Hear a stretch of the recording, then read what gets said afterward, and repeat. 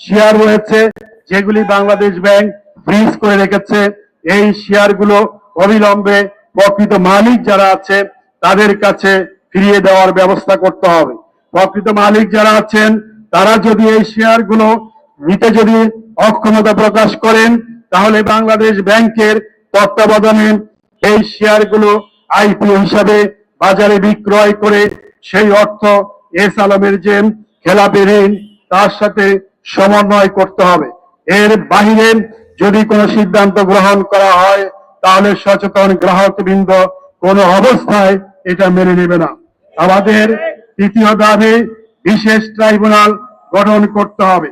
যারা ব্যাংক লুটেরা তাদের বিচারের জন্য বিশেষ ট্রাইব্যুনাল গঠন করতে হবে। ইসলামী ব্যাংক বাংলাদেশ পিএলসি সহ বিভিন্ন ব্যাংক থেকে বিদায়ী ফ্যাসিস্ট সরকার তাদের আইন শৃঙ্খলা বাহিনীর প্রত্যক্ষ সহায়তায় এস আলম সহ যারা হাজার হাজার কোটি টাকা লুটপাট করেছে, শুধু লুটপাটই করে নাই, সেই অর্থ বিদেশে পাচার করেছে, তাদের দ্রুত বিচারের আওতায় নিয়ে আসতে হবে। তাদের দৃষ্টান্তমূলক শাস্তির ব্যবস্থা করতে হবে।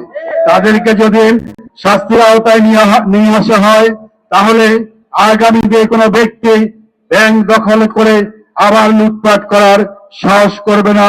সেই কারণে অবিলম্বে আমাদের এই দাবি বাস্তবায়ন করতে হবে। আমাদের তৃতীয় দাবি ছিল যে ইসলামী ব্যাংকের স্থিতিশীলতা রক্ষার স্বার্থে অপপ্রচার রোধ করতে হবে।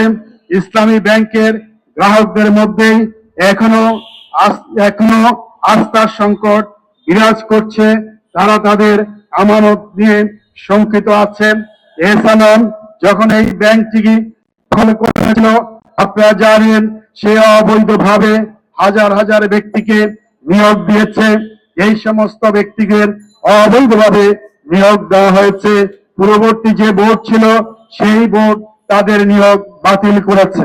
তারা পরিকল্পিতভাবে সোশ্যাল মিডিয়াতে ইসলামী ব্যাংকের বিপক্ষে প্রচারণা চালাচ্ছে।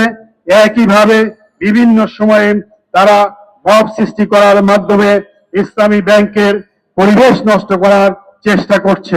সে কারণে আমরা সরকার আইন শৃঙ্খলা রক্ষাকারী বাহিনীর কাছে আবেদন জানাচ্ছি যাতে করে কোন অবৈধ ব্যক্তি যারা অবৈধভাবে এই ব্যাংকে চাকরি নিয়েছিল, যাদেরকে তাদের জাল সার্টিফিকেটের কারণে কোন নিয়োগ বিজ্ঞপ্তি ছাড়া নিয়োগ দেওয়ার কারণে তাদেরকে চাকরিচ্যুত করা হয়েছে, তারা কোনোভাবেই সেখানে মব সৃষ্টি করতে না পারে এবং তারা যে অপপ্রচার করছে সোশ্যাল মিডিয়াতে সেই অপপ্রচার বন্ধের জন্য কার্যকর ব্যবস্থা গ্রহণ করতে হবে।